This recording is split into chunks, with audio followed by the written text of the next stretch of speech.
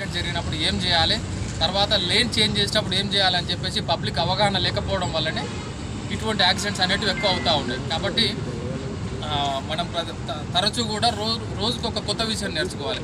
ఈరోజు నేను ఒక చిన్న విషయం నేర్పిస్తాను మీకు. అదేంటి అని అంటే సేఫ్ డిస్టెన్స్. ఒక వాహనానికి ఇంకొక వాహనానికి ఉండాల్సినటువంటి సేఫ్ డిస్టెన్స్. ఒక ప్రశ్న అడుగుతాం మిమ్మల్ని. వాహనానికి టూ వీలర్, మనం సర్వసాధారణంగా టూ వీలర్ నడుపుతూ ఉంటాం.